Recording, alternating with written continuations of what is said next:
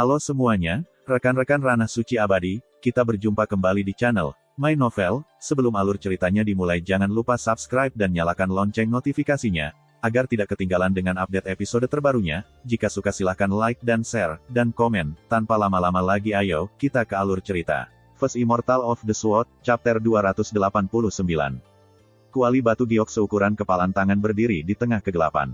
Itu memiliki 3 kaki dan 2 pegangan, dan itu berkilauan dengan cahaya ungu. Kuali sekecil ini ada, itu lebih mirip tong anggur, seru Musi. Suyi mengulurkan tangan dan meraih. Kuali batu giok menderu ke telapak tangannya. Dia memeriksanya, lalu berkata, ini tungku pil. Saat dia berbicara, dia mengerahkan kekuatan melalui jari-jarinya. Bas, kuali batu giok seukuran kepalan tangan tiba-tiba melebar. Sekarang tingginya beberapa puluh kaki, dan cahaya spiritual ungu beredar di sekitarnya.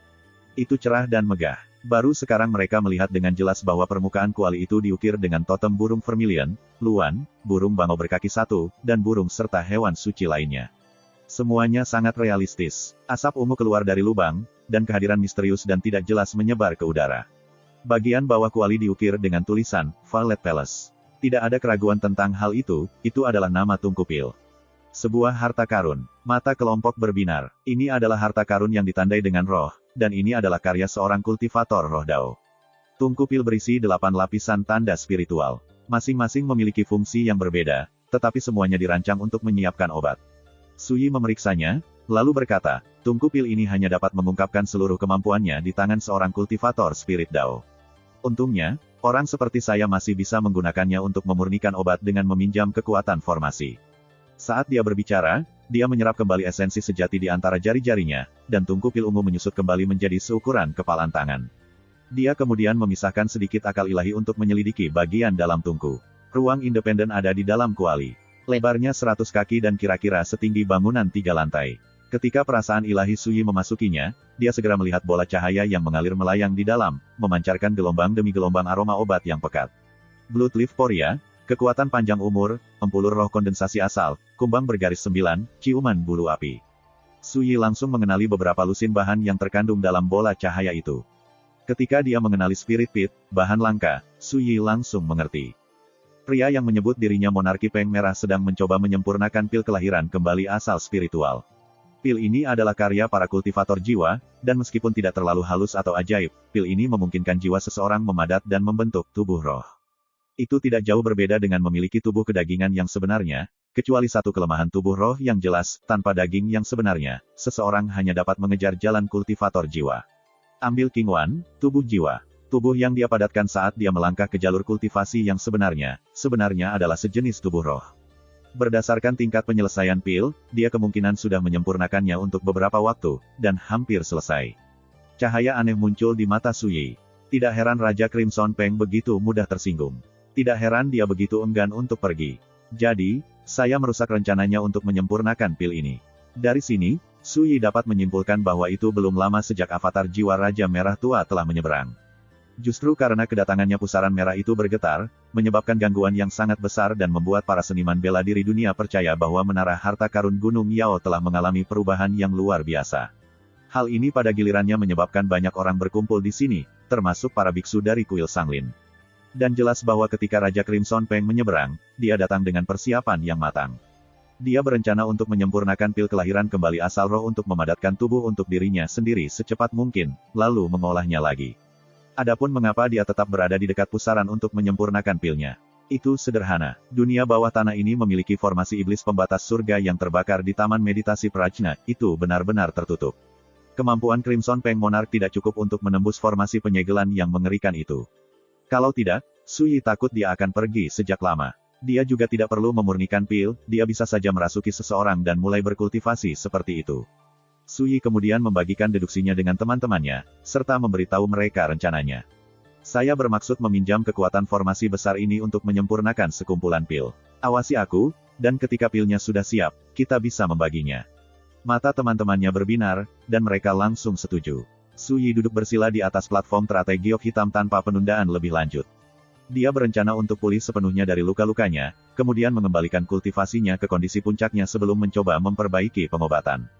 Ketika Lansu melihat ini, dia mengeluarkan sebuah botol dan menyerahkannya padanya. Tuan Muda Su, ini sebotol Dew Giok Surga Wangi.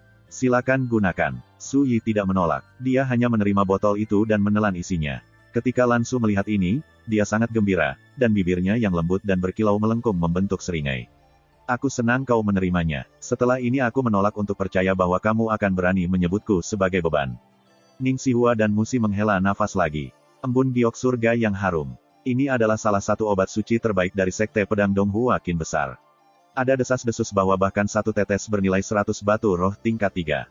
Itu sangat terkenal bahkan di Zhou Agung, di mana seniman bela diri melihatnya sebagai obat yang mampu menghidupkan kembali orang mati dan memulihkan daging menjadi tulang putih. Namun sekarang, Lan Su dengan santai menyerahkan satu botol penuh kepada Su Yi untuk mengobati lukanya. Tingkat kekayaan ini memberi mereka paparan langsung tentang apa artinya, membuang-buang uang, dan menjadi kaya dan sombong. Sekitar 10 menit kemudian, Su Yi bangkit dan memutuskan untuk mulai memurnikan obat. Teman-temannya memperhatikan saat dia naik ke udara. Dengan lambaian lengan bajunya dan ledakan dahsyat, formasi iblis pembatas surga yang membara mulai beredar, melonjak dengan fluktuasi energi pembatasan. Bas. Setelah diaktifkan, istana valet seukuran kepalan tangan tumbuh hingga tingginya beberapa puluh kaki, lalu menggantung di udara. Ketika Su Yi mengendalikan kekuatan formasi besar, mengarahkannya ke Valet Palace Furnace, harta karun bertanda roh itu meledak dengan cahaya yang bersinar.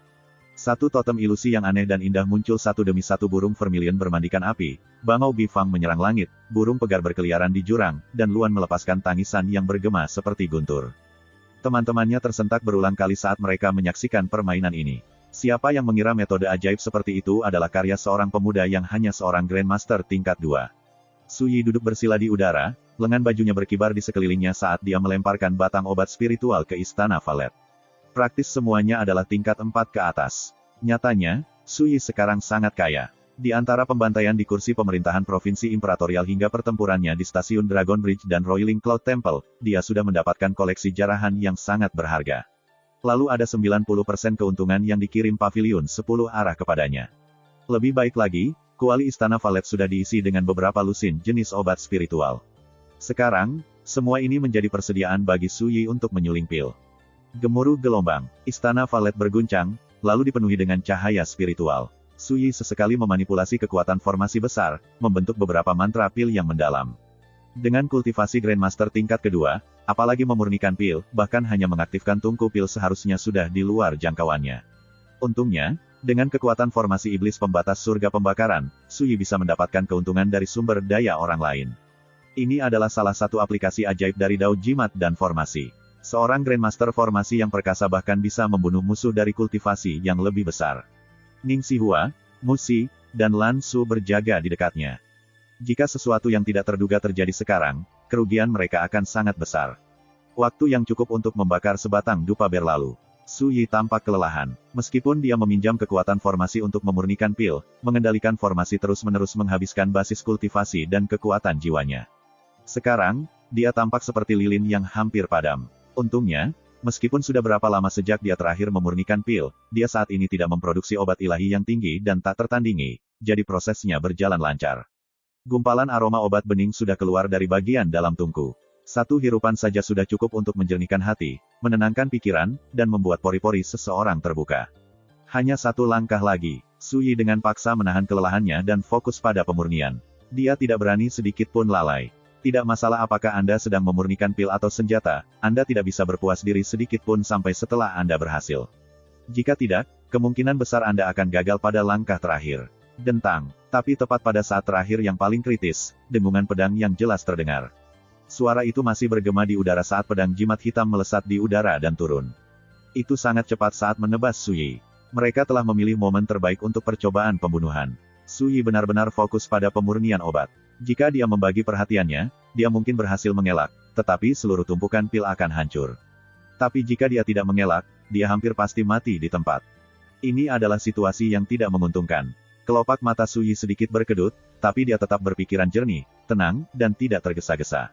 Ia terus fokus pada pekerjaannya. Dentang. Dampak mengejutkan terdengar. Ning Xihua turun tangan tepat pada saat kritis. Pedang terbang berwarna merah cerah berbentuk ikan memblokir pedang jimat hitam dengan sehelai rambut. Mereka bentrok hanya sekitar 1 kaki dari Su Yi. Buntut dari tabrakan menyebar dan menimpanya, dan dia tiba-tiba terhuyung. Meski begitu, ekspresi Su Yi tetap tenang seperti sebelumnya. Dia berpikiran jernih dan fokus, dan dia membentuk segel tangan secara berurutan, tanpa mengalami dampak sedikitpun. Ketika mereka melihat ini, teman-temannya tidak bisa menahan diri untuk tidak berkeringat dingin. Kemudian, ekspresi mereka menjadi gelap, wajah mereka sekarang dipenuhi dengan niat membunuh. Dentang, pedang jimat yang diblokir segera ditembakkan, lalu jatuh ke kegelapan yang jauh. Ketika mereka melihat ke atas, Ning Xihua dan yang lainnya segera melihat sekelompok orang mendekat dari jauh. Pemimpin mereka adalah pria berpenampilan biasa dengan jubah panjang. Satu-satunya hal yang tidak biasa tentang dirinya adalah matanya, mereka setajam elang. Dia ditemani oleh seorang penatua berambut perak, tampak baik hati dan seorang wanita berjubah Tao dengan pedang besar di punggungnya. Mereka tidak lain adalah sesepuh dari paviliun transmisi teks Sekte Naga Tersembunyi, Lu Dongliu, serta sesepuh besar dan kedua sekte luar, Li Chang dan Liao Yunliu. Ketika mereka melihat kelompok ini, murid Musi dan Ning Xihua menyempit. Bagaimana mereka bisa gagal mengenali ketiga leluhur bela diri Xiantian dari Sekte Pedang Naga Tersembunyi ini? Jika itu saja, itu tidak akan menjadi masalah besar. Lagi pula, mereka bertiga baru saja bergabung untuk membunuh seluruh kelompok Biksu Kuil Sanglin. Mereka tidak takut pada Lu Dongliu dan teman-temannya. Tapi ini waktu yang buruk. Su Yi berada tepat di titik kritis, dan dia tidak mampu membagi perhatiannya.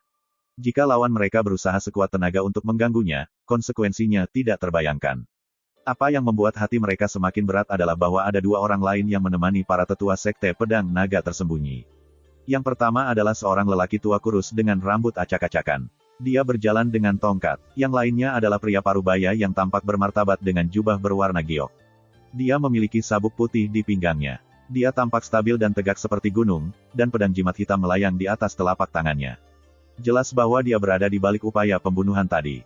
Ketika Ning Xihua melihat keduanya, alisnya berkerut, sementara raut wajah tampan Musi menjadi gelap. First Immortal of the Sword, Chapter 290. Pria parubaya berjubah batu giok bernama Wang Tu, dan dia adalah kepala istana Akademi Jixia. Penatua kurus dengan rambut acak-acakan adalah Helian Hai, kepala istana Akademi Watermoon. Keduanya adalah leluhur bela diri Xiantian, dan mereka sudah lama bergabung dengan jajaran 10 leluhur bela diri Xiantian besar. Terutama Wang Tu, dia berada di masa jayanya, dan gentel Soaring Blade miliknya luar biasa. Paviliun 10 arah pernah memujinya, mengatakan bahwa 30% dari kecerdikan dunia ilmu pedang Zhou Agung telah masuk ke pedang melonjak lembut. Ketika mereka melihat bahwa keduanya datang ke sini bersama Lu Dongliu, Ning Xihua dan yang lainnya menyadari bahwa mereka dalam masalah. Lan Su tidak mengenali mereka, tetapi dia tahu bahwa mereka dalam masalah besar. Alisnya yang dicat cantik bersatu, dan dia mempersiapkan diri untuk pertempuran. Semuanya, lihat, Su Yi mengendalikan kekuatan pembatasan untuk memurnikan obat. Itu adalah metode yang mengingatkan pada dewa atau abadi. Jika saya tidak melihatnya dengan kedua mata saya sendiri, saya tidak akan berani percaya bahwa ada orang seperti dia, kata Lu Dongliu. Saat dia berbicara, dia menunjuk ke arah Su Yi dan menghela nafas. Namun, dia tampak sangat nyaman. Hehe, yang aku lihat adalah dia menghabiskan seluruh kekuatannya, dia seperti lampu di ambang kehabisan minyak. Saya hampir tidak tahan untuk mengganggunya, tertawa Li Chang sambil membelai janggutnya. Aku ingin tahu pil apa yang sedang dia sempurnakan. Bau obat begitu bening dan pekat. Bagaimana kalau kita menunggu dia selesai, lalu membunuhnya? Liao Yunliu berkata dengan ringan, matanya yang cerah tertuju pada tungku pil yang berkilauan, Istana Valet. Dia sangat tergoda. Tidak, kita tidak bisa menunda. Helian Hai yang acak-acakan segera menolak gagasan itu. Siapa yang tahu apa yang akan terjadi jika kita menunggu? Jika Anda bertanya kepada saya, sebaiknya kita menyerang dan membunuhnya segera. Setiap inci kepala istana Akademi Watermoon penuh dengan niat membunuh. Tapi bagaimana dengan ketiganya? Wang Tu parubaya yang tampak anggun melirik teman-teman Su Yi dengan rasa ingin tahu. Lu Dongliu merenung sebentar, lalu berkata, Ning Xihua, apakah kalian bertiga berencana untuk pergi sekarang? Atau haruskah kami mengirim Anda dalam perjalanan? Dengan mengirimmu dalam perjalanan, yang dia maksud secara alami adalah jalan mereka ke dunia bawah. Kita hanya harus bertarung, kata Ning Xihua. Ekspresinya tenang, dan nadanya datar, namun keduanya mengungkapkan tekadnya. Musi juga tersenyum. Aku sebenarnya lebih suka melihat betapa tangguh sebenarnya para pembudidaya dari Sekte Pedang Naga Tersembunyi. Tanggapan Lan Su agak sederhana. Mereka khawatir kita akan habis-habisan. Kalau tidak, mereka akan langsung menyerang. Saat dia mengatakan ini, pewaris Sekte Pedang Donghua yang sangat cantik, tinggi dan anggun ini menyeringai menghina dan berkata dengan ringan, tapi saya tidak khawatir. Suara mendesing. Dia mengangkat tangannya, dan Heavenly Rope naik ke udara, menyebar seperti arus perak dan membentuk penghalang di depan Su Yi. Praktis secara bersamaan, Lan Su melambaikan kedua tangannya, melemparkan puluhan jimat asal. Ledakan, ledakan, ledakan. Dalam sekejap, angin topan melolong, petir menimbulkan malapetaka, lautan api berkobar, air membentuk panah dan melesat, dan batu-batu besar, semua jenis sihir melonjak, seperti air banjir yang menerobos bendungan, menutupi langit dan bumi. Meskipun setiap serangan individu tidak bisa dibandingkan dengan yang benar Earthly Immortal, mereka sekitar 30% dari perjalanan ke sana, cukup untuk meninggalkan leluhur bela diri Xiantian terluka parah.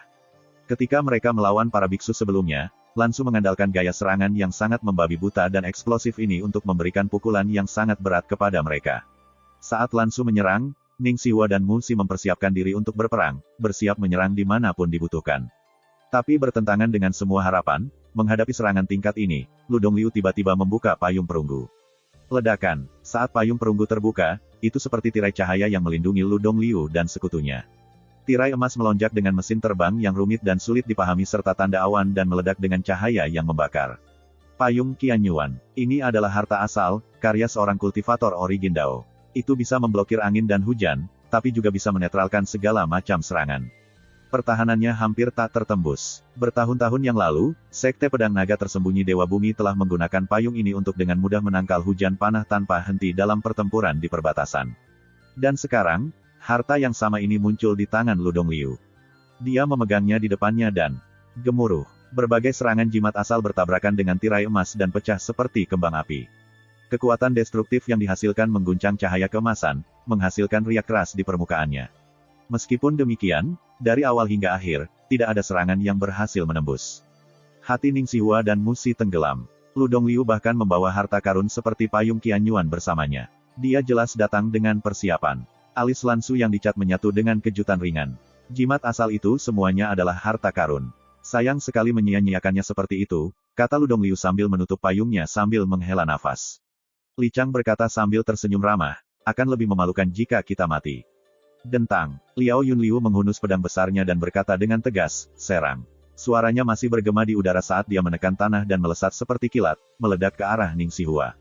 Suara mendesing. Pedang besar itu berkilau seperti embun beku dan bersinar dengan cahaya yang bersinar, membangkitkan ki pedang yang menjulang tinggi. Hampir bersamaan, Lu Dongliu tersenyum tipis, lalu menembak ke arah Lansu dalam sekejap. Lengan bajunya mengepul di sekelilingnya, dan dia meninju. Dia adalah sesepuh dari paviliun transmisi teks Sekte Pedang Naga Tersembunyi. Ketika dia menyerang, dia sama sombongnya dengan iblis atau dewa. Itu hanya satu pukulan, tetapi momentumnya mengancam akan menghancurkan langit dan bumi. Sementara itu, lengan baju Li Chang yang berambut putih dan berjanggut putih bergoyang, dan dia melemparkan pisau terbang hitam ke arah Mu Xi. Tampaknya mereka telah mencapai kesepakatan diam-diam, karena 3 ahli dari Sekte Pedang Naga Tersembunyi langsung berpisah. Mereka berkoordinasi tanpa meninggalkan celah sedikit pun. Ledakan. Saat pertempuran pecah, Ning Xihua, Mu Xi, dan Lansu langsung memanggil semua yang mereka miliki. Mereka tidak menahan apapun. Mengapa? Situasinya terlalu mendesak dan terlalu berbahaya untuk itu. Biasanya berbicara, mereka tidak akan mempertaruhkan segalanya seperti ini, tetapi tidak mungkin mereka melewatkan Lu Dongliu dan teman-temannya mencoba menahan mereka sehingga Wang Tu dan Helian Hai bisa berurusan dengan Sui. Sui saat ini sedang memurnikan pil, dia tidak punya waktu atau energi untuk dihabiskan untuk hal lain. Bagian terburuknya adalah bahkan jika dia menyerah pada kumpulan pil ini, Sui sudah kehabisan tenaga, mereka menangkapnya pada saat terlemah dan paling rentannya. Jika serangan mereka mendarat dalam keadaan seperti ini, konsekuensinya tidak terbayangkan.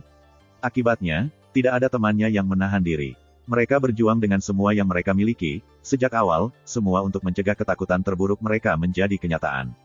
Namun, bagaimana mungkin musuh mereka gagal menyadari apa yang mereka khawatirkan? Ketika mereka menyerang, mereka juga tidak menahan apapun. Akibatnya, segera setelah pertempuran pecah, itu berubah menjadi perjuangan hidup mati yang brutal, berbahaya. Kepala Akademi Jixia dan Watermoon, Wang Tu dan Helian Hai, memanfaatkan kesempatan itu untuk menyerang langsung ke arah Sui. Wang Tu menghunus pedang sepanjang 3 kaki berwarna air danau. Ujungnya menyilaukan seperti matahari, dan lengan bajunya mengembang saat dia tiba-tiba menebas ke bawah. Ledakan, tali Heavenet keperakan yang mengalir melayang di depan Sui seperti penghalang. Tapi sekarang, itu bergetar di bawah pedang Wang Tu. Itu tidak akan bisa bertahan lebih lama lagi. Segera, tali itu jatuh ke lantai seperti ular mati. Helian Hai memanfaatkan kesempatan itu, berteriak dan mengayunkan tombak merahnya saat dia menembak ke arah Sui seperti anak panah yang terlepas dari tali busur. Mati, Helian Hai tiba-tiba mengangkat tombaknya. Tombak ilusi memenuhi langit, merobek ruang saat ujung tajam mereka terbang langsung ke arah Sui.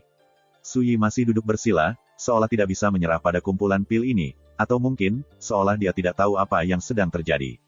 Di mata Helian Hai, dia seperti anak domba yang akan disembelih. Kegembiraan yang tak tertahankan muncul di wajahnya.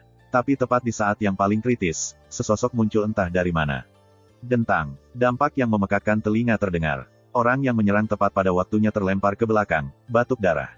Ning Sihua, sebelumnya, dia merasakan ada sesuatu yang salah, dan tanpa mempedulikan luka-lukanya atau bahayanya, dia bergegas, memblokir serangan fatal Helian Hai tepat pada waktunya. Namun, dia terluka parah dalam prosesnya. Pertama, serangan Liao Yunliu telah membelah punggungnya, merobek kulitnya dan merobek dagingnya. Luka yang dihasilkan sangat dalam bahkan tulangnya pun terlihat. Kemudian, karena menyerang dengan tergesa-gesa, serangan Helian Hai membuat darah dan ki-nya kacau balau, mengakibatkan luka dalam yang signifikan. Wajahnya yang cantik dan muda sekarang pucat pasi. Darah menyembur dari punggungnya seperti air dari geyser. Tapi sepertinya dia bahkan tidak menyadarinya. Ekspresinya tetap tenang saat dia berdiri dengan sikap protektif di depan Sui. Satu tangan memegang Waning Blue Flame Moon Halberd, sementara yang lain memanipulasi pedang terbang berbentuk ikan berwarna merah. Tenang bahkan saat menghadapi kematian. Kamu adalah penguasa istana yang mulia dan terhormat dari Heaven's Origin Academy, namun kamu rela membuang nyawamu untuk menyelamatkan Sui. Sayang sekali Anda masih tidak bisa menghentikan kami. Liao Yunliu tampak tercengang, tapi kemudian, dia menggelengkan kepalanya. Bahkan saat dia berbicara, dia menyerang, mengayunkan pedangnya dan menyerang seperti kilat. Wang Tu dan Helian Hai menyerang di sampingnya, yang satu lebih kejam dari yang lain. Tidak mungkin mereka membiarkan kesempatan ini melewati mereka. Di hadapan serangan gabungan tiga ahli tersebut, Ning Sihua menarik napas dalam-dalam. Cahaya hiruk-pikuk melintas di matanya, tetapi ekspresinya menjadi semakin tenang. Sepertinya dia sudah mengambil keputusan. Di dalam tubuhnya, kekuatan yang tersegel lama terbangun, sedikit demi sedikit. Tapi saat itulah suara tenang bergema di telinganya. Tidak ada gunanya menggunakan kartu trufmu melawan sekelompok kutu lompat seperti mereka. Ning Sihua tertegun. Saat suara tenang itu terdengar, Sui yang duduk tiba-tiba berbalik dan mengalihkan pandangannya ke arah Liao Yunliu, Wang Tu, dan Helian Hai. Tatapannya jauh dan tidak terbaca. Mata gelapnya seperti lubang hitam kembar, tetapi jika Anda melihat lebih dekat, Anda akan melihat seberkas cahaya pedang tajam yang tiada taraf berkelap-kelip melalui mereka. Ledakan. Kelompok yang menyerbu bergetar saat niat pedang seluas dan semegah gunung menimpa jiwa mereka. Mereka semua mendengus kesakitan. Sesaat kemudian, mereka mundur secara eksplosif ke belakang, darah menetes dari sudut bibir mereka. Wajah mereka berkerut karena kesakitan, terkejut, dan tidak percaya, dan keringat dingin mengalir di punggung mereka. Seni jiwa rahasia. Baru saja, Sui hanya melirik mereka, namun kekuatan tak terlihat telah menyerang dan melukai jiwa mereka. Jika mereka tidak mengelak tepat waktu, jiwa mereka mungkin telah dilenyapkan. Perubahan mendadak ini mengejutkan semua ahli yang terkunci dalam pertempuran brutal. Apa yang sedang terjadi? Lu Dongliu dan Li Chang mengerutkan alis mereka. Sepertinya Sui sudah pulih. Mata Musi dan Lan Su bersinar dengan sedikit kegembiraan, dan hati mereka yang awalnya tegang langsung rileks. Tapi saat itulah Ning Sihua sepertinya menemukan sesuatu, dan dia hanya bisa melirik Sui. First Immortal of the Sword, Chapter 291. Ning Sihua seketika menoleh untuk melihat. Dia melihat Sui berdiri di udara. Saat dia bergerak, aura awalnya yang lemah dan terkuras naik, seperti sungai yang mengering setelah hujan deras. Pada saat dia memantapkan dirinya, kultivasinya telah melonjak ke tingkat ketiga dari alam tungku dalam. Paru-parunya berkobar seperti tungku dan menyala dengan cahaya logam yang tajam dan tak tergoyahkan. Cahaya dao spiritual elemen logam. Ki dan esensi Sui mendidih di sekelilingnya, jubah birunya berkibar saat auranya meluas dan meningkat. Tiba-tiba terasa tak terbendung. Ning Sihua merasa tercekik. Kekuatan agung yang menimpa mereka sangat kuat, mustahil untuk membayangkan bahwa Grandmaster tingkat ketiga saja dapat menggunakan kekuatan seperti itu. Mata gelap Sui tenang saat dia berdiri di udara. Saat kekuatan terobosan baru-baru ini merajalela, dia tampak seperti pedang yang tak tertandingi, tajam, bangga, dan menghina. Terobosan. Liao Yunliu, Wang Tu, dan Helian Hai masing-masing berseru, dan ekspresi mereka berubah. Sebelumnya, mereka meluncurkan upaya pembunuhan mereka dengan sangat berani justru karena Sui sedang memurnikan obat, dan itu membuatnya lebih rentan dari sebelumnya. Dia tidak rentan lagi. Sebaliknya, kultivasinya telah naik ke tingkat yang sama sekali baru. Mereka sudah sangat menyadari catatan pertempuran berdarah Sui. Mereka telah memutuskan untuk menargetkan Sui, tetapi mereka tidak pernah melihatnya sebagai Grandmaster biasa. Sekarang Sui telah menerobos, situasinya pasti telah berubah. Terobosan Sui tidak diragukan lagi berarti situasinya telah berubah. Suara mendesing. Sui mengulurkan tangannya dan memberi isyarat, dan valet Imperial Cauldron yang menjulang tinggi menyusut hingga seukuran kepalan tangan, lalu mendarat di telapak tangannya. Dia gelisah saat tatapannya menyapu Liao Yunliu dan yang lainnya. Saya berani memurnikan obat di sini, katanya, nadanya mengejek. Bagaimana saya bisa gagal meninggalkan sesuatu sebagai cadangan? Kamu, apakah kamu sudah lama mengantisipasi bahwa kami akan muncul? Liao Yunliu bertanya dengan suara gemetar. Semuanya tampak tidak yakin. Tidak, kata Suyi sambil tertawa kering. Selalu ada 4 tabu besar di antara para pembudidaya, sejak zaman purba. Yang pertama adalah memurnikan pil tanpa ada yang mengawasimu. Yang kedua adalah menjadi mangsa intrik orang lain sambil memurnikan harta. Yang ketiga adalah mengasingkan diri tanpa formasi penghalang, dan yang keempat adalah membiarkan musuh mendatangi Anda pada hari Anda mengalami kesusahan. Aku tidak akan pernah melakukan hal sebodoh itu. Liao Yunliu dan yang lainnya mengerutkan alisnya. 4 tabu besar seorang kultivator. Saya belum pernah mendengar hal seperti itu. Jangan buang waktu berbicara dengannya. Dia jelas hanya mengulur-ulur waktu. Dia baru saja menerobos, dan batas kultivasinya belum stabil. Cepat dan serang. Ludong Liu, yang terkunci dalam pertempuran sengit dengan Musi, berteriak. Suaranya menggelegar seperti guntur. Liao Yunliu dan kedua kepala istana saling memandang. Kemudian, mereka semua menyerang tanpa ragu-ragu. Dentang, Wang Tu mengangkat pedang 3 kaki bermata birunya. Dia yang pertama menyerang. Dengung pedangnya sangat luas dan jauh, dan ki pedang menyapu seperti gelombang, manifestasi sempurna dari arus. Nyanyian melonjak yang lembut. Kepala Istana Akademi Jixia, salah satu dari 10 leluhur bela diri Agung Xiantian, tidak menahan apapun. Dia menampilkan teknik pembunuhan pamungkasnya. Pada saat yang sama, Helian Hai meraung seperti singa atau harimau, dan sosok kurusnya tiba-tiba membesar dan dipenuhi dengan keganasan. Tubuhnya yang membesar dan otot-otot sekeras batu menembus pakaiannya seolah-olah dia telah ditempa dari besi halus. Bahkan auranya meledak di sekelilingnya. Ini adalah kekuatan naga atau gajah. Ledakan. Helian Hai melambaikan tombaknya dan menyerang seperti dewa barbar. Tembakan cahaya merah tua dari ujung tajam senjatanya seperti air terjun. Dan Liao Yunliu bergeser, lalu melesat seperti kilat, dengan gesit melompat ke udara. Pedang besarnya berkilauan seperti embun beku saat dia tiba-tiba mengangkatnya. Suara mendesing. Garis ki pedang perak menyilaukan setinggi 100 kaki naik, lalu menebas ke bawah. Tebasan melawan cahaya. Ketiga leluhur bela diri Xiantian sekarang telah menampilkan teknik pembunuhan pamungkas mereka. Izinkan saya. Ketika dia melihat Ning Sihua masih ingin bertarung, Sui mengulurkan tangan dan meraih bahunya, lalu memposisikannya kembali di belakangnya. Praktis secara bersamaan, dia mengayunkan tangan kirinya. Ledakan. Semburan kekuatan emas yang bersinar setajam ujung pedang ditembakkan, pesona misterius Dao beredar di sekitarnya. Itu sama mulianya dengan cahaya fajar. Bang! Seberapa tajam dan tidak terkendali nyanyian melonjak lembut Wang Tu. Itu benar-benar merusak, namun di hadapan satu lambaian lembut tangan Suyi, itu langsung pecah. Percikan tersebar seperti hujan. Dampaknya membuat Wang Tu terlempar ke belakang, seolah-olah ada badak yang menabraknya. Bahkan pedang biru sepanjang 3 kaki terbang dari tangannya. Menyembur. Dia masih terbang di udara ketika dia menyedot seteguk darah. Dia akhirnya berguling 100 kaki sebelum menstabilkan dirinya, dan lukanya parah. Mati. Cahaya merah dari tombak Helian Hai masih menuju ke arah Suyi. Namun, dia hanya mengulurkan telapak tangannya yang seperti batu giok. Telapak tangannya mungkin terlihat lembut, tetapi itu bersinar dengan cahaya keemasan yang menyilaukan, seolah-olah diukir dari batu giok yang indah. Ketika dia membalik tangannya, ledakan besar tiba-tiba mengguncang udara, seperti dewa yang mengangkat gunung purba hanya untuk membantingnya kembali ke bumi. Gemuruh. Ledakan. Ledakan. Telapak tangan emas sepanjang 30 kaki turun dari atas. Itu seperti telapak tangan dewa. Bahkan Helian Hai yang sekarang galak dan besar tampak lemah dan kecil jika dibandingkan. Minggir. Helian Hai meraung, lalu melambai dan menusukkan tombak berwarna merah darahnya. Kekuatannya cukup untuk menembus gunung, tetapi dia hanya berhasil membuat telapak tangan emas yang turun bergetar sebelum berlanjut ke bawah. Tombak itu bengkok dan berkerut di bawah tekanan. Pada akhirnya, ia tidak tahan, itu meledak menjadi 2 dengan retakan yang menggema. Murid Helian Hai menyempit, dan dia meraung seperti orang gila. Kedua kakinya menekan tanah, seperti raksasa yang menjulang tinggi saat ototnya membengkak dan membesar, tumbuh lebih besar lagi. Energinya mengamuk melalui dirinya seperti naga, menghasilkan kekuatan eksplosif yang ganas. Kemudian, di bawah tatapan tertegun Ning Sihua, telapak tangan emas Suyi berlanjut, menekan lurus ke bawah. Tidak peduli berapa banyak Helian Hai meraung, dia tidak bisa mengalah.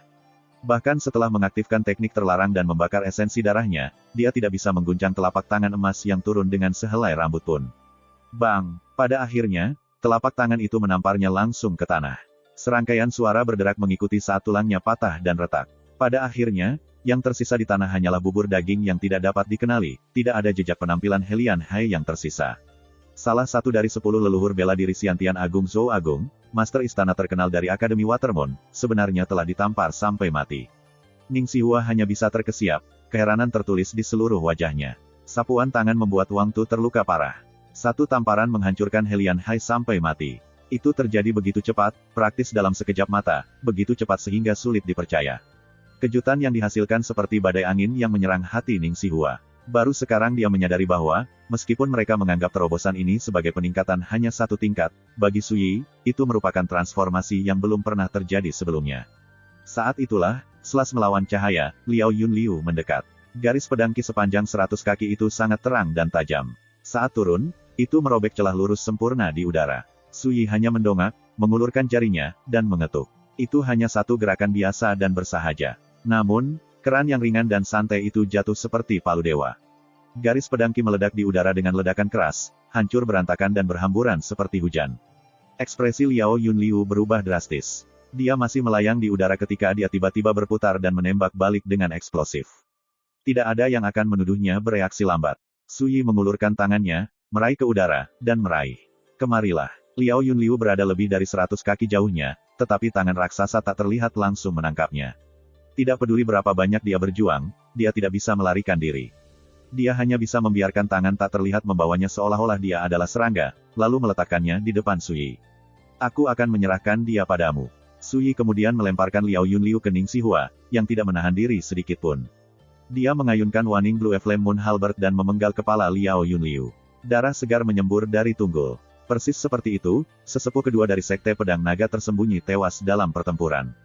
Bahkan dalam kematian, matanya bulat dan lebar, sepertinya dia tidak berani mempercayainya, bahkan sekarang. Terima kasih banyak atas bantuan Anda, rekan Taois. Ning Xihua menyeringai pada Su Yi, senyum di wajah mudanya seperti bunga mekar setelah badai. Itu adalah Liao Yunliu yang membelah punggungnya, meninggalkan luka besar berdarah yang begitu dalam sehingga tulangnya pun terlihat. Su Yi jelas telah membiarkan dia melakukan pembunuhan karena mempertimbangkan perasaannya, dia memberinya kesempatan untuk melampiaskan amarahnya secara pribadi. Untuk apa kau bersikap sopan? Ke depan, jangan bertingkah seperti orang luar. Saat Su Yi mengatakan ini, dia melihat ke kejauhan. Itu hanya satu kalimat, tapi hati Ning Xihua bergetar. Dia menyadari bahwa, dengan bertarung tanpa memedulikan kesejahteraannya sendiri, dia telah sepenuhnya memenangkan pengakuan dan persetujuan Su Yi. Lari, Lu Dongliu berteriak. Dia masih terkunci dalam pertempuran sengit dengan Musi. Wang Tu terluka, sementara Liao Yunliu dan Helian Hai tewas tanpa banyak kesempatan untuk melawan. Lu Dongliu telah menyaksikan seluruh tontonan berdarah itu, dan pemandangan itu membuat bulu kuduknya berdiri. Rasa dingin mengalir di punggungnya. Bagaimana mungkin dia berani berlama-lama di sini? Ledakan. Sepertinya dia berusaha sekuat tenaga, lengan bajunya mengepul saat dia mengayunkan tinjunya, menerobos upaya Musi untuk menahannya. Pada saat yang sama, tangan kirinya tiba-tiba menghancurkan sebuah jimat batu giok. Bang! Semburan asap hitam menyelimutinya, dan dia langsung menghilang. Li Chang saat ini terkunci dalam pertempuran dengan Lan Su, tapi dia melakukan hal yang sama. Jimat batu giok hancur, dan dengan semburan gas hitam, dia menghilang. Jimat gaib, itu tidak akan menyelamatkanmu. Su Yi dengan lembut menggelengkan kepalanya. Tangannya membentuk segel, dan kekuatan formasi iblis pembatas surga yang membara beredar dengan ledakan. Banjir cahaya emas Buddha yang luas dan mengesankan melonjak dari patung-patung itu, menyelimuti seluruh dunia bawah tanah. Bang! Sesuatu meledak 3000 kaki ke timur laut, dan cahaya kemasan menyapu Lu Dongliu, yang terhuyung mundur. Dia berteriak kaget dan waspada, Su Yi, membunuhku sama saja dengan menyatakan perang terhadap seluruh sekte pedang naga tersembunyi. Bisakah kau menanggung konsekuensinya? Ledakan. Suaranya masih bergema di udara saat api kemasan menyelimutinya, langsung membakarnya. Ancaman seperti itu jelas tidak cukup untuk mengkhawatirkan Su Yi. Tak lama kemudian, cahaya memaksa Li Chang kembali ke tampilan juga. Kakek berambut putih, berjanggut putih, dan tampak ramah dari sekte luar sekte pedang naga tersembunyi ini sekarang panik karena teror. Dia berteriak, saya mengaku kalah. Tuan Muda Su, tolong, tunjukkan belas kasihan. Ampunilah. Bahkan sebelum dia bisa menyelesaikannya, hujan api Buddha membakarnya juga. Wang Tu awalnya berencana untuk memanfaatkan kesempatan ini untuk melarikan diri, tetapi ketika dia melihat ini, dia langsung merosot, lalu jatuh ke tanah dengan putus asa. Wang Tu, kepala istana Akademi Jixia, bangga dan anggun, tertawa dan berbicara dengan tenang, belum lama ini. Dia pernah mencoba menyergap Su Yi dengan pedang jimat Origin Dao. Tapi sekarang, dia memotong sosok yang suram dan menyedihkan, lebih rendah dari seekor anjing. Dan di sini kupikir ayahmu, Su Hongli, kemungkinan besar dirasuki monster tua. Sekarang, sepertinya putranya adalah monster tua yang sebenarnya. Wang Tu merosot dan mendesah kesal. Saat mereka mendengar ini, teman Su Yi tercengang. Dia pikir kemungkinan besar Su Hongli telah dirasuki. Bahkan Su Yi mengangkat alisnya, tetapi dia tidak punya rencana untuk mengajukan pertanyaan lebih lanjut. Dia mengendalikan formasi besar dan melenyapkan Wang Tu, tidak menyisakan apapun selain abu yang berserakan. Apakah Su Hongli dirasuki atau tidak? Tidak ada yang penting. Ketika dia sampai di Jade Capital, dia akan menyelesaikan dendam mereka. First Immortal of the Sword, Chapter 292. Pertarungan yang mendebarkan dan menggetarkan jiwa ini membuat Ning Xihua, Musi, dan Lan Su merasa bahwa, bahkan jika mereka berusaha sekuat tenaga dan mempertaruhkan hidup mereka, mereka akan berjuang untuk memblokir musuh mereka. Tapi begitu Su Yi turun tangan, itu berubah menjadi lelucon kecil, dan tirai segera menutupi seluruh kejadian. Mungkin ini adalah sikap dari yang benar-benar tak terkalahkan. Pikir Ning Xihua saat dia melihat siluet tinggi dan ramping Su Yi. Satu gelombang lengan sudah cukup untuk melukai Wang Tu, sementara satu tamparan menghancurkan Helian Hai. Bahkan Liao Yunliu yang perkasa dari Sekte Pedang Naga tersembunyi tidak berdaya seperti lalat yang terperangkap dalam perangkap, berjuang sekuat tenaga, dia tidak bisa melarikan diri. Seberapa menakutkankah kemampuan ini? Tampaknya leluhur bela diri Xiantian dunia, terlepas dari apakah mereka berasal dari dunia biasa atau faksi kultivasi seperti Sekte Pedang Naga tersembunyi, tidak lagi memenuhi syarat untuk menentang Su Yi. Formasi iblis pembatas surga yang membara tenggelam kembali ke dalam keheningan. Bagaimana lukamu? Su Yi melirik Ning Xihua dan bertanya dengan lembut. Saya baik-baik saja, itu hanya luka yang dangkal, kata Ning Xihua dengan senyum tipis. Lan Su mengeluarkan botol giok kecil. Kakak Ning, ini adalah Divine Spirit Frost Powder. Ini khusus ditujukan untuk mengobati luka luar, dan tidak akan meninggalkan bekas luka. Lepaskan pakaianmu, dan aku akan membantumu memakainya. Siapa yang tahu apa yang dipikirkan Ning Xihua, tapi wajahnya yang cantik memerah. Lan Su membeku, lalu sepertinya menyadari sesuatu. Pipinya memanas, dan dia buru-buru berkata, ayo cari tempat pribadi dulu. Dengan itu, dia dan Ning Xihua berbalik dan pergi. Untuk pembudidaya seperti kita, cedera tidak bisa dihindari. Mereka hanya mengoleskan obat pada lukanya, apakah perlu malu seperti itu? Sejujurnya, Musi tidak bisa membantu tetapi menggelengkan kepalanya dan tertawa. Su Yi meliriknya, pergi kumpulkan rampasannya. Di masa lalu, diperintah seperti ini akan membuat Musi tidak nyaman. Dia bahkan mungkin bertanya, mengapa saya harus? Tapi dia pernah mengalami ini sebelumnya. Terakhir kali, di Blue Thistle Yao Mountain, Su Yi menyuruhnya mengambil pedang kayu, dia sudah terbiasa dengan itu. Dia bahkan agak senang. Su Yi tidak memperlakukannya seperti orang luar, bukankah itu berarti dia mulai melihatnya sebagai sekutu? Jadi, Musi mulai bekerja tanpa keluhan. Su Yi, sementara itu, duduk bersila di tanah dan mengeluarkan Valet Imperial Cauldron. Seseorang telah mengganggunya selama proses pemurnian, tapi itu bukanlah kerugian total. Beberapa pil telah rusak, tetapi jumlahnya kurang dari 20%.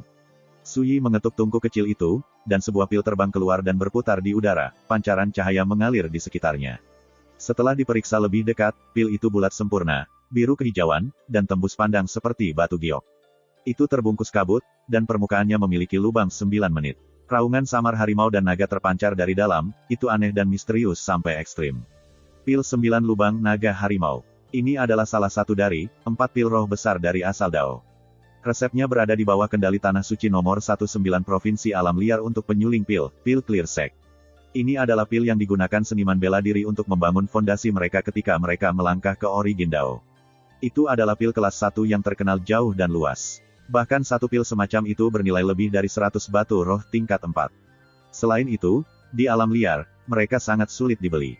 Ini karena pil semacam itu berada di bawah kendali pil Clear Sect, dan mereka jarang menjualnya kepada orang luar. Di masa lalunya, Su Yi pernah mengunjungi pil Clear Sect untuk meneliti Dao of Pil Refining. Selama kunjungannya, dia mengamati dan mempelajari 72 resep pil rahasia di arsip sekte tersebut. Dia bahkan berdebat dengan patriark dari pil Clear Sect, Kaisar Yao Su Changsheng, bersaing dengannya dalam pemurnian obat. Setelah semua itu, tidak mungkin dia tidak tahu cara membuat pil 9 lubang naga harimau. Tanpa meminjam kekuatan formasi iblis pembatas surga pembakaran, kultivasiku saat ini tidak akan cukup untuk menyempurnakan pil roh Origin Dao kelas 1 seperti ini. Su Yi mengambil 9 Apertures Dragon Tiger Pil dan memeriksanya dengan cermat, sedikit kepuasan dalam pandangannya. Kumpulan pil ini telah menghabiskan sekitar 80% dari bahan spiritual yang dia miliki. Pada akhirnya, dia menghasilkan 48 pil. Nilainya benar-benar jauh melebihi bahan-bahannya. Tak lama kemudian, teman-temannya kembali, satu demi satu. Ning Xihua telah berganti pakaian bersih, dan pipinya merona. Sepertinya dia telah memulihkan sebagian besar vitalitasnya. Musi kembali dengan tumpukan besar, rampasan perang mereka. Ini termasuk sekitar 30 jenis obat spiritual, 300 batu roh dari berbagai tingkatan dan elemen, serta bahan spiritual yang tersebar, jimat giok, dan barang sejenis lainnya. Tatapan Sui menyapu harta itu. Kemudian, dia berkata, saya akan mengambil batu roh tingkat 4 ke atas. Bagilah sisanya di antara kamu sendiri. Musi melakukan apa yang diperintahkan. Ning Xihua dan Lan Su juga tidak menolak atau berdiri di atas upacara. Pada akhirnya, Sui mendapatkan sedikit lebih dari 50 batu roh tingkat 4, serta 2 batu roh tingkat 5 yang sangat langka dan berharga. Musi dan yang lainnya juga cukup puas. Rampasan yang tidak disukai Sui sangat berharga bagi mereka. Seperti payung Qianyun, itu pergi ke Ning Xihua. Setelah membagi rampasan, Sui mengeluarkan Violen Imperial Cauldron dan memberi mereka masing-masing 12 9 Apertures Dragon Tiger Pills. Ini membuat mereka berdua terkejut dan tersanjung, dan bahkan sedikit gelisah.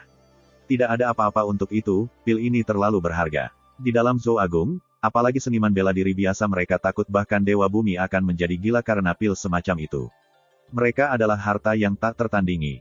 Tapi sekarang, Sui memberi mereka masing-masing 12 harta sekaligus. Ini sudah jauh lebih dari sekadar kejutan yang menyenangkan, itu adalah kejutan yang mengerikan. Rekan Taois, pil ini terlalu berharga. Masing-masing akan banyak. Sisanya, Ning Xihua ingin menolak, hanya agar Sui melambai dan memotongnya. Kami bepergian dan bekerja sama. Sudah sewajarnya kita membagi harta ini sama rata. Selain itu hanya sekelompok pil. Mereka tidak berarti banyak. Ketika mereka melihat ini, teman-temannya saling memandang, lalu menyimpan pil-pil itu. Dan mereka menyebutku kaya dan sombong. Lan Su hanya bisa bergumam pada dirinya sendiri. Dibandingkan dengan 9 Apertures Dragon Tiger Pills, harta karunnya bahkan tidak layak untuk dilihat. Sui cukup puas dengan keuntungannya dari perjalanan ke kuil harta karun Gunung Yao ini. 3 panen terbesarnya adalah menaklukkan setetes darah naga sejati, memurnikan sekumpulan pil 9 lubang naga harimau, dan mendapatkan kendali atas formasi iblis pembatas surga yang membara. Ayo, kita pergi dari sini. Sui bangkit, dan kelompok itu kembali ke jalan semula. Ketika mereka pergi, Sui mengendalikan formasi besar, menyegel dunia bawah tanah sepenuhnya, seperti yang dia lakukan ketika dia meninggalkan Blue Thistle Yao Mountain. Tidak ada pembudidaya dunia lain yang akan melewati penghalang spasial itu setidaknya selama 3 tahun. Beberapa waktu kemudian, di sebuah restoran di Golden Willow City. Begitu mereka kembali dari kuil harta karun Gunung Yao, Sui dan teman-temannya memesan pesta mewah dan mengobrol sambil makan malam. Begitu mereka kenyang, Sui mengeluarkan jimat giok putih dan menggunakan indera ilahi sebagai kuas untuk merekam metode rahasia. Pada levelnya saat ini, menggunakan indera ilahi untuk merekam teknik sama sekali tidak melelahkan. Tak lama kemudian, dia menyerahkan jimat itu ke Ning Xihua. Rekan Taois Ning, ini adalah teknik kultivasi jiwa yang disebut, mendorong 1000 peluang, yang lebih rendah. Tidak ada yang istimewa, tapi mungkin berguna nanti, ketika Anda mencoba masuk ke Origin Dao. Ning Xihua tertegun. Dia tanpa sadar bertanya, rekan Taois, bisakah Anda memberitahu hambatan apa yang saya temui dalam kultivasi saya? Su Yi mengangguk. Aku bisa membedakan sedikit. Di dunia di bawah menara, Su Yi merasakan bahwa jiwa Ning Xihua sangat kuat dan perseptif, dan bahwa ada kekuatan gaib dan misterius yang tersegel di dalam tubuhnya. Setelah bertarung berdampingan, Su Yi dapat dengan jelas merasakan bahwa Ning Xihua telah mengalami rintangan yang sangat merepotkan. Kemacetan khusus ini melibatkan jiwanya. Terima kasih telah berbagi teknik ini, rekan Daois. Ning Xihua menarik napas dalam-dalam, lalu dengan sungguh-sungguh menerima tablet giok itu. Ketika dia merasakan kedalaman dari Inducing 1000 Opportunities yang lebih rendah, dia terpaku di tempat. Gelombang keterkejutan mengaliri hatinya, dan ujung jarinya yang panjang dan ramping bergetar. Dengan kekuatan ketajamannya, dia segera menyadari bahwa ini adalah metode tingkat puncak untuk meredam jiwa. Itu tidak sedekat yang dikatakan Su Yi. Rekan Taois, beberapa saat kemudian, Ning Xihua menarik napas dalam-dalam. Dia baru saja akan mengatakan sesuatu ketika Su Yi tersenyum dan memotongnya. Jika kamu berencana untuk berterima kasih padaku, jangan repot-repot. Ning Xihua ragu-ragu, lalu langsung setuju. Oke, Su Yi berpikir sejenak, lalu menuliskan teknik kultivasi di tablet batu giok lain dan menyerahkannya ke Musi. Kekuatan Kilin Blood Jade Pendant telah memberikan kultivasi Anda fondasi yang sangat kokoh. Itu terutama berlaku untuk fisik Anda, itu luar biasa kuat. Namun, metode kultivasi Anda agak terlalu biasa, yang berdampak besar pada pertumbuhan Anda. Ini adalah teknik yang disebut, Perceiving Profundity yang Sutra. Ini adalah tradisi Taois, dan itu akan sangat bermanfaat untuk mengeraskan fisik Anda, serta untuk memurnikan kekuatan darah roh sejati. Ambil. Musi awalnya sedikit cemburu pada Ning Sihua. Ketika dia melihat ini, dia merasa sulit untuk percaya. Aku juga dapat satu. Kamu tidak menginginkannya? Tanya Suyi. Musi segera bereaksi seolah-olah dia tersengat listrik. Dia buru-buru menerimanya, lalu menyeringai lebar. Bagaimana saya bisa melewatkan keberuntungan sebesar itu? Dia sangat senang, terlalu banyak untuk menyembunyikannya. Saat dia melihat ini, Lan Su tidak bisa menahan diri. Tuan Muda Su, bagaimana dengan saya? Anda, Suyi berkata dengan santai, kamu tidak memerlukan keterampilan atau teknik baru. Tidak, Anda perlu meredam hati Anda. Ketika Anda mengesampingkan ketergantungan Anda pada keberatan eksternal, kultivasi Anda secara alami akan meningkat pesat. Lan Su langsung menggerutu dan cemberut, tapi itu sangat sulit, bahkan jika aku tidak menginginkan harta itu, seniorku tidak akan membiarkanku menolaknya. Teman-temannya tidak tahu harus berkata apa tentang itu. Setelah mengobrol lebih lama, Suyi memutuskan untuk melanjutkan perjalanannya. Mari berpisah di sini, kata Suyi saat mereka meninggalkan restoran. Setelah melintasi kuil harta karun Gunung Yao, mereka memasuki Provinsi Putih, provinsi yang berbatasan dengan ibu kota Batu Giok. Rekan Taois, apakah Anda benar-benar akan melanjutkan sendiri? Ning Sihua hanya bisa bertanya. Sebelumnya, dia dan Musi sama-sama menyatakan keinginan untuk bepergian bersamanya, hanya untuk Suyi yang menolaknya. Aku harus menyelesaikan dendam antara diriku dan keluarga Su sendirian, kata Suyi. Dia melambai. Selamat tinggal. Lalu, begitu saja, dia pergi. Lan Su tertegun. Bukankah dia pergi terlalu tiba-tiba? Rekan Taois Su selalu seperti itu, kata Ning Sihua saat dia melihat sosok tinggi dan ramping Suyi perlahan menghilang dari pandangan. Kita juga harus pergi. Baik dia dan Musi menyadari bahwa setelah perjalanan ke kuil harta karun Gunung Yao ini, Suyi benar-benar melihat mereka sebagai sekutunya. Kalau tidak, dia tidak akan mengajari mereka masing-masing teknik. Penting untuk dicatat bahwa bagi para pembudidaya, memberikan warisan kepada seseorang memiliki arti yang sama sekali berbeda. Sehari kemudian, pagi, hari ke-9 dari bulan lunar keempat. Di dalam Provinsi Putih, di sepanjang jalan resmi yang lebar, ada kedai teh kecil yang menawarkan minuman dan tempat istirahat bagi para pelancong. Suyi duduk dengan santai di bangku bobrok, menyeruput teh yang dibuat dari daun liar yang dipetik pemiliknya pagi itu. Kakak, apakah kamu ingin makan jujube? Seorang gadis kuncir yang tampak sekitar 5 berjalan ke arahnya dan bertanya dengan suara kekanak-kanakan. Dia membuka tangan kecilnya yang lembut dan memperlihatkan jujube hijau. First Immortal of the Sword, Chapter 293. Kedai teh kecil itu berada di sisi jalan utama, tapi agak jauh dari jalan. Selain Suyi, saat ini ada sekitar 10 orang yang beristirahat di sana, baik tua maupun muda. Mereka tersebar di berbagai meja. Gadis kecil itu berkuncir, dengan pipi merah jambu dan wajah sebening batu giok. Dia menggemaskan, dan sangat menyenangkan. Suyi melirik jujube hijau di tangannya, lalu kembali menyeruput tehnya. Pergi ke samping denganmu. Sikapnya dingin dan acuh tak acuh, dan kata-katanya sama sekali tidak sopan. Gadis kecil itu tertegun, dia jelas tertangkap basah. Sesaat kemudian, dia berkata dengan sedih, Kakak, aku mencoba memberimu sesuatu yang enak. Mengapa kamu jahat padaku? Alis Suyi terangkat, dan dia tampak agak tidak senang. Saat itulah seorang wanita muda yang cantik bergegas, mengambil gadis kecil itu, dan membisikkan teguran. Gadis, jangan membuat keributan. Dia kemudian menoleh ke Suyi dan tersenyum malu-malu. Dia masih muda dan tidak tahu apa-apa. Tolong jangan tersinggung. Ekspresi Suyi dingin, dan dia tidak mengatakan apa-apa. Senyum wanita itu membeku, dan dia segera berbalik dan membawa gadis kecil itu pergi, lalu duduk di meja yang tidak jauh dari situ. Seorang pemuda berwajah sakit dengan pakaian abu-abu dan seorang lelaki tua bungkuk keriput dengan jubah kain sederhana juga duduk di sana. Pemuda itu dengan lesu menyesap tehnya, dan sepertinya dia tidak memperhatikan hal lain.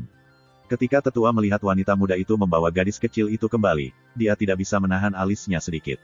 Dia tiba-tiba bangkit, lalu berjalan ke meja Suyi, duduk, dan bertanya dengan hati-hati, Tuan Muda, apakah Anda menuju ke ibu kota Provinsi Putih? Sama seperti ibu kota Provinsi Kekaisaran, ibu kota Provinsi Putih adalah jantung dari Provinsi Putih. Dari sini, Anda bisa mencapainya dalam waktu kurang dari 100 mil. Tatapan Suyi menyapu wanita, anak, dan pemuda berjubah abu-abu itu sebelum kembali ke pria tua yang duduk di seberangnya. Dia berkata dengan serius, saya tidak tahu mengapa Anda mengawasi tempat ini, dan saya tidak tertarik untuk mencari tahu, tetapi sebaiknya Anda tidak membuat masalah untuk saya. Dengan itu, dia memalingkan muka, mengeluarkan sepotong ginseng roh seputih salju, dan mulai makan. Obat spiritual seperti ini memiliki tekstur yang menarik, dan rasanya manis, renyah, dan lezat.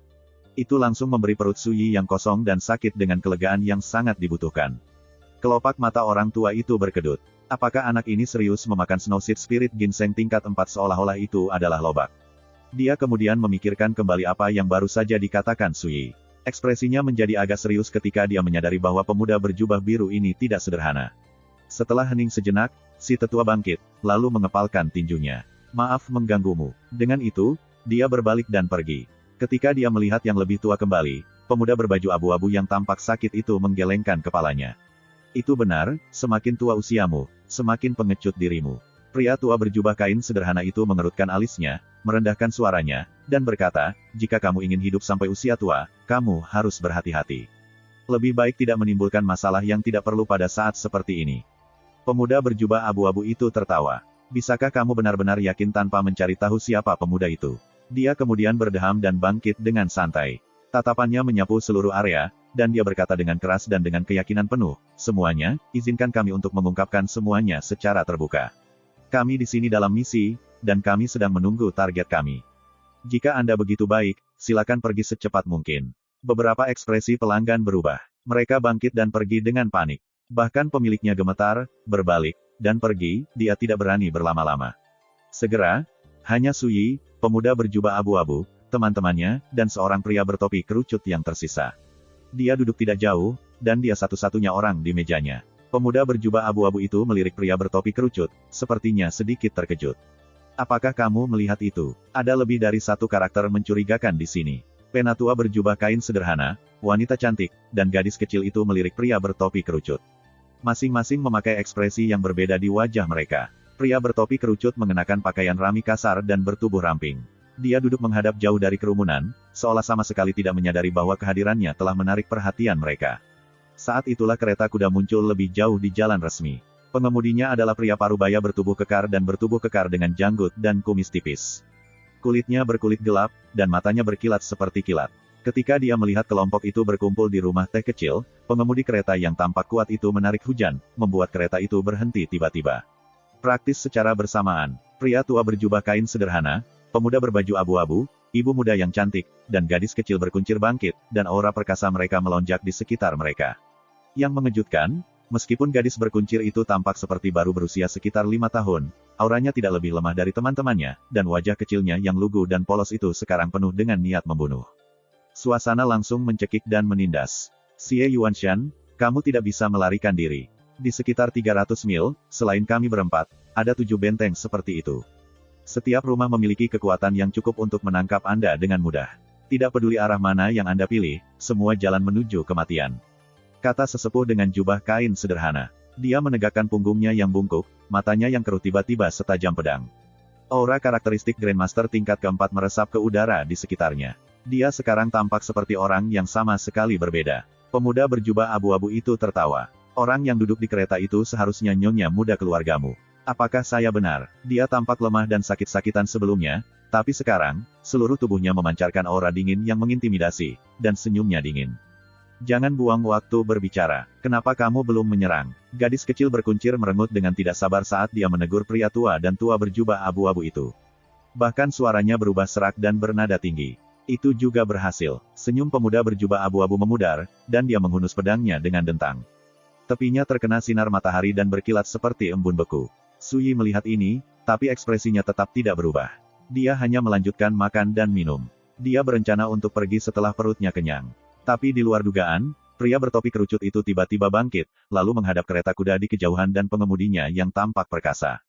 Old Xie, kamu pergi dulu. Dengan itu, dia berbalik dan memberikannya pada pemuda berjubah abu-abu dan teman-temannya. Dia tersenyum tipis, memperlihatkan satu set gigi seputih salju. Lawanmu adalah aku. Ledakan. Tubuh rampingnya meledak dengan kekuatan, pakaiannya berkibar di sekelilingnya. Energi itu membuat topi kerucutnya terbang dari kepalanya, dan itu terbelah di udara, memperlihatkan wajah yang kurus dan tegas. Lebih jauh lagi, dia sekarang memegang pedang spiritual panjang, tipis, seputih salju. Udaranya yang agung begitu tajam dan sombong, bahkan udara di sekitarnya berdengung dan merintih. Pei Yundu, bagaimana mungkin itu kamu? Pria tua berbaju sederhana itu tiba-tiba fokus. Ekspresi teman-temannya juga berubah, sepertinya mereka tidak berani mempercayainya. Pei Yundu, dia adalah Grandmaster tingkat kelima yang telah lama berdiri, salah satu dari 5 teratas di Provinsi Putih. Pencapaiannya dalam Dao of the Sabre telah lama mencapai penguasaan, dan dia hanya selangkah lagi untuk menjadi leluhur bela diri Xiantian. Yang Mulia Pei, terlalu banyak yang dipertaruhkan. Apakah Anda yakin ingin terlibat? Apa kau tidak takut dengan konsekuensinya? Wajah sesepuh mengungkapkan rasa takut yang mengakar. Jika saya takut, saya tidak akan datang, kata Pei Yundu dengan tenang. Si Tua, silakan pergi. Saya agak tertarik untuk melihat siapa di antara mereka yang maju untuk dibunuh terlebih dahulu. Terima kasih banyak, Yang Mulia. Pengemudi kereta yang tampak garang, Xie Yuanshan, dengan sungguh-sungguh mengepalkan tinjunya. Sui kemudian mengeluarkan buah giok merah seukuran kepalan tangan dan mulai makan, dengan sangat nyaman. Seolah-olah dia bahkan tidak menyadari atmosfer yang keras dan menindas di udara. Orang lain yang hadir memperhatikan pemandangan aneh ini, tetapi baik pemuda berjubah abu-abu dan sekutunya maupun Pei Yundu tidak menghiraukannya. Mereka saling menatap, senjata terhunus. Udara penuh dengan ketegangan. Tapi saat Xie Yuanshan hendak mengarahkan kereta, sesosok tubuh meluncur dari bukit terdekat dengan kecepatan tinggi. Dan di sini saya bertanya-tanya siapa yang berani menyombongkan diri dengan begitu berani. Jadi, itu kamu, anjing tua. Suara gemuruh itu masih bergema di langit dan bumi saat sesosok tubuh melintas, secepat kilat, dan berdiri di dekat kedai teh kecil itu. Ini adalah seorang pria yang tampak terpelajar dengan topi berbingkai tinggi dan ikat pinggang lebar. Rambut panjangnya diikat, dan wajahnya seperti ukiran batu giok. Sarung berhias tergantung di pinggangnya. Ketika dia melihat kedatangan baru ini, pemuda berjubah abu-abu dan sekutunya langsung menghela nafas lega, lalu membungkuk. Salam, Yang Mulia Wen. Wen Qingju. Dia adalah pemimpin faksi bawah tanah atas ibu kota Provinsi Putih, Geng Blue Lake, serta Grandmaster tingkat kelima yang terkenal. Pei Yundu merajut alisnya. Pengemudi kereta, Xie Yuanshan, sudah jauh, tetapi ekspresinya juga menjadi gelap. Saya akan menangani orang tua Pei Yundu, kata Wen Qingju dengan santai. Kamu pergi berurusan dengan Xie Yuanshan. Ingat, jangan sakiti nyonya muda di dalam kereta. Kelompok itu mengangguk. Semua orang tahu pertempuran besar akan segera dimulai. Siapa itu? Wen Qingju tiba-tiba melirik Sui. Terlepas dari dirinya sendiri, dia tertegun. Saat dia tiba, dia benar-benar fokus pada Pei Yundu. Karena itu, dia baru sekarang menyadari bahwa seorang pemuda berbaju biru masih duduk di kedai teh kecil itu, menyeruput tehnya. Mengingat situasinya, sikap merendahkan yang tenang dan tidak tergesa-gesa itu sangat menggelegar. Seorang pejalan kaki, kata pemuda berbaju abu-abu setelah ragu-ragu sejenak. Dia juga tidak yakin dari mana pemuda berbaju biru itu berasal. Saat ini, Sui sudah makan dan minum sampai kenyang. Dia bangkit dan berkata, dia benar. Saya benar-benar hanya lewat, dan saya tidak punya niat untuk terlibat. Setelah saya pergi, Anda dipersilakan untuk bertarung sesuka hati Anda. Dengan itu, dia meletakkan tangannya di belakang punggungnya dan melenggang ke kejauhan. Dia bahkan tidak bisa diganggu untuk menonton konflik seperti ini. Membuat kemajuan dalam perjalanannya lebih penting. Begitu dia sampai di ibu kota Provinsi Putih, dia akan menemukan penginapan yang layak dan tidur nyenyak. Kemudian, dia akan makan makanan enak. Jika dia mau, dia akan berjalan-jalan di kota. Jika tidak, dia hanya akan melanjutkan perjalanannya. Ketika mereka melihat Sui pergi seolah-olah tidak ada hubungannya dengan dia, pemuda berjubah abu-abu dan sekutunya tercengang. Jika Sui adalah orang biasa, pemandangan seperti ini seharusnya mengejutkannya. Dia seharusnya bersembunyi atau kabur dengan panik, tapi dia terlihat sangat tenang. Alis Wen Qingju berkerut, dia juga tidak bisa melihat melalui situasi ini. Tetap saja, pada akhirnya, dia menekan keinginannya untuk menahan Sui dan tidak mengatakan apa-apa. Pemuda berbaju biru pergi, dia mungkin juga membiarkannya dan menghindari masalah yang tidak perlu. Pei Yundu tidak mengatakan apa-apa. Dia juga sedikit terkejut dengan keberanian dan ketenangan pemuda berbaju biru itu, tetapi ketika dia melihat Sui pergi, dia tidak berusaha menghentikannya. Xie Yuanshan yang tampak perkasa juga bingung dan tidak yakin. Awalnya, dia mengira Sui adalah salah satu bawahan Wen Qingju. Sekarang, dia tiba-tiba menyadari bahwa bukan itu masalahnya. Perilakunya terlalu aneh, sama sekali tidak cocok dengan suasana tegang dan menindas. Itu seperti variabel baru dan menggelegar muncul entah dari mana. Untuk sesaat, kedua pihak yang berseberangan hanya saling menatap. Tidak ada yang mengambil tindakan. Sepertinya mereka berdua ingin menunggu dan melihat apakah Sui, si pejalan kaki, benar-benar akan pergi begitu saja. Sui secara alami tidak akan menyibukkan diri dengan perasaan mereka. Namun, saat dia melewati kereta kuda dan melangkah ke kejauhan, tirai jendela terbuka sedikit. Kemudian, suara yang agak terkejut dan bersemangat terdengar. Mas, Tuan Su. First Immortal of the Sword, Chapter 294. Setelah suara itu terdengar, tirai terbuka sepenuhnya, memperlihatkan wajah yang jelas dan cantik. Alis hitam pekat pemiliknya terangkat dengan campuran kegembiraan, keterkejutan, dan ketidakpercayaan. Su Yi menghentikan langkahnya dan berbalik untuk melihat. Dia tidak bisa membantu tetapi berseru, "Apa yang kamu lakukan di sini?" Wanita di gerbong itu tidak lain adalah Xiao Zijin, Lady Spirit Jade. Mereka pertama kali bertemu di prefektur Clue Driver, di sepanjang tepi Great Azure tidak jauh dari kota Guangling. Zijin sedang bersama kakeknya, Xiao Tiankui, ketika mereka bertemu Su Yi saat dia berlatih teknik pemurnian tubuh Pinus dan Derek. Selama pertemuan kebetulan ini, Su Yi membantu menyelesaikan racun mayat yang menimpa Xiao Tiankui, dan dia membantu Xiao Tiankui merevisi teknik kultivasi warisan klan, mantra ombak emas. Su Yi tidak akan menduga bahwa sekarang, berbulan-bulan kemudian, dia akan bertemu dengan Xiao Zijin di sini, di sebuah kedai teh kecil yang terpencil, tidak jauh dari jalan resmi. Selain itu, sepertinya ada orang yang keluar untuk menjemputnya. Tapi kemudian, ini masuk akal. Keluarga Lanling Xiao tinggal di Provinsi Putih, sama sekali tidak aneh kalau dia muncul di sini. Su Yi tidak butuh waktu lama untuk mengerti. "Tuan Su, saya tidak menyangka akan bertemu dengan Anda di sini," kata Zijin, wajahnya yang cantik dan berbentuk telur angsa bersinar dengan gembira. Tapi kemudian, tatapannya secara tidak sengaja tertuju pada calon petarung yang saling menatap satu sama lain di kedai teh, dan ekspresinya berubah secara dramatis. Dia berteriak, "Tuan Su, cepat pergi. Nanti, ketika saya mendapat kesempatan, saya akan datang mencari Anda dan kita bisa bernostalgia. Ketika Anda bertemu dengan seorang teman, Anda harus menyambut mereka dengan gembira."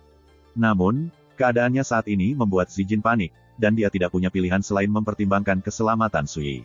Dia khawatir dia akan melibatkannya. "Mengapa menunggu sampai nanti?" Tatapan Su Yi menyapu seluruh kelompok. Dia berkata dengan tenang, "Mereka hanyalah sekelompok anjing dan ayam dari tanah liat. Jika kami ingin bernostalgia, mereka tidak bisa menghentikan kami." Zijin tertegun. Begitu juga pengemudi kereta raksasa, Xie Yuanshan. Dia terlihat sangat muda. Siapa yang mengira dia memiliki mulut seperti itu padanya? Xie Yuanshan menghela nafas, lalu berkata dengan serius, "Tuan muda, Anda tidak mengerti situasinya. Anda sebaiknya memperhatikan saran nyonya muda dan menghindari terlibat. Tolong, pergilah secepat mungkin untuk menghindari membawa bencana pada dirimu sendiri." Dia sudah menganggap Su Yi sebagai bangsawan keren yang tidak tahu bahaya dunia. "Betul sekali, Tuan Su, tolong segera pergi. Nanti kita akan memiliki kesempatan untuk bertemu lagi suatu hari nanti," kata Zijin dengan tergesa-gesa, kekhawatiran tertulis di wajahnya. Dia pernah mendengar tentang Su Yi membuat nama untuk dirinya sendiri di ibu kota prefektur Clue Driver, dan bahwa dia cukup kuat untuk membunuh seorang Grandmaster. Dia tahu bahwa bahkan gubernur prefektur yang perkasa, Qin Wenyuan, telah jatuh di bawah pedangnya. Tapi ini berbeda. Tanpa kecuali, semua musuh mereka adalah Grandmaster terkenal di seluruh Provinsi Putih. Wen Qingju tidak jauh, dan dia mendengar setiap kata. "Kamu ingin pergi sekarang?" Bahkan tidak memikirkannya, mereka menyaksikan seluruh pertukaran Su Yi dan Zijin. Sekarang, ketika mereka melihat Su Yi, tatapan mereka dipenuhi dengan niat membunuh yang kuat. "Aku tahu ada sesuatu yang mencurigakan tentang anak itu," kata pemuda berjubah abu-abu, ekspresinya gelap. Teman-temannya gadis berkuncir, wanita cantik, dan lelaki tua berjubah kain sederhana juga melotot seperti pembunuh. Mereka hampir tertipu. Pei Yundu mengerutkan alisnya dan berteriak, "Old Xie, cepat bawa pergi nona muda dan anak itu. Anda tidak dapat menunda lebih jauh lagi." "Menyerang," Wen Qingju berkata dengan dingin, lalu menghunus pedang spiritualnya dengan dentang. Dia segera menyerbu ke arah Pei Yundu. Pedang Qi melengkung seperti pelangi, sangat mengintimidasi, dan pertempuran pun dimulai. Pemuda berjubah abu-abu dan teman-temannya, sementara itu, langsung melesat ke arah kereta kuda. "Nyonya muda, bawa tuan muda itu bersamamu dan lari. Buru-buru." Xie Yuanshan menggertakkan giginya, menyerbu, dan berdiri melindungi di depan kereta. Aura Grandmaster tingkat ketiga menyebar di sekelilingnya. "Dengan saya di sini, mengapa buru-buru mati dalam pertempuran?" Ketika dia melihat tekad Xie Yuanshan, Su Yi hanya bisa menghela nafas. Dia mengulurkan tangan, mencengkeram kerah pria kasar dan besar itu, dan menyisihkannya, semudah mengambil ayam. Xie Yuanshan langsung terpana. Dari awal hingga akhir, dia bahkan tidak menyadari apa yang sedang terjadi. Sementara itu, pemuda berjubah abu-abu dan teman-temannya sudah menyerbu ke arah mereka. Ledakan. Pemuda berjubah abu-abu memegang gada perunggu di masing-masing tangan. Dia menyerang seperti kilat dengan momentum yang menakutkan, berayun di udara. Setiap gada perunggu meninggalkan garis-garis cahaya menyilaukan di belakangnya. "Hati-hati." Zijin baru saja keluar dari gerbong ketika raut wajahnya yang cantik berubah drastis. Dia tidak bisa membantu tetapi berteriak ketakutan.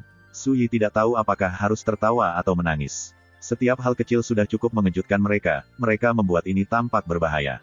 "Mati." Mata pemuda berjubah abu-abu itu bersinar dengan cahaya yang mengerikan saat dia menyerang secara eksplosif.